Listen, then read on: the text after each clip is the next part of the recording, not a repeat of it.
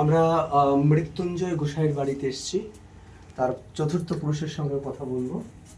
জয় হরি বল।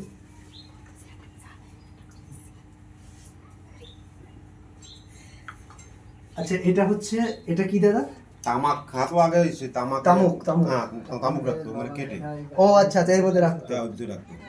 এটা তার হাতের। যাক, এটা স্পর্শ করলাম। আর ওই যে লাঠি দুটো আছে, এই দুটো লাঠি খড়ম তার এটা ধরবো হ্যাঁ ধরুন সমস্যা।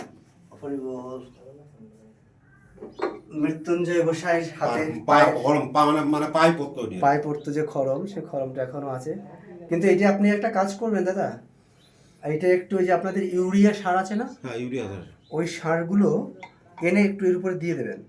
তবে এই যে যে ক্ষতগুলো হচ্ছে আর হবে না, যুগের পর যুগ একইভাবে থেকে যাবে। কত ছিল না, তারপরে দেশে ওই লোকজনই যে কিছু কিছু এখান থেকে নিয়ে গেছে। কেন? এই কেটে সবসময় কিনা কোন ভিতরে আসে, আমরা তো সব সত্য কি করি না। এটা ঠিক না, এগুলো নিলে পরে। আর এই যে ওইটা হচ্ছে সোরাম ছোটা, এই হচ্ছে এইটা ছোট। এইটার মাথা একটু ছিল, সেটা মানে ভেঙে গেছে। আচ্ছা, এটা তার হাঁটার লাঠি। হ্যাঁ হাতের নিজেই আটবে। আর এই যে এই খড়ম, এটা দুটো খড়ম, দুটো খড়ম দেখা যাচ্ছে তো ভালো করে? হ্যাঁ। আচ্ছা, আর এই যে মানে পুরোগুলো, ওই যে নিশানের পুরো নিশান, এইটা তো তার উপরে হাতের কপুরো। ও ফুগুরে, আমি তো ভালো জিনিস দেখলাম আজকে। আমি এই নিশান নিয়ে এত চর্চা করি, এত গবেষণা করি, কিন্তু পারবো। হ্যাঁ, একটু পারুন তো। এই একটা বিরাট জিনিস পেলাম আমি। এটা নিয়ে আমি কিন্তু অনেক গবেষণা করেছি, এই বিষয়টা নিয়ে, সেইটা আজকে দেখতে পেলাম। তারকোষে যে প্রথম যে নিশানে যে কুরো বলা হয় এটাকে।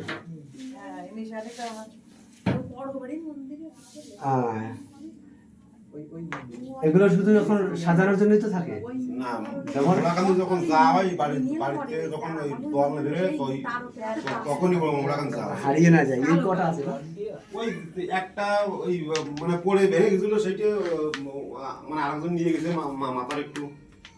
এটার মধ্যে যে কতটা আবেগ জড়িয়ে আছে। ওইটা একটু ছোট, এইগুলো থেকে একটু বড়। আমাদের মন্দির শিষ্য, আমার মন্দিরগুলো সেই পুরো মন্দির।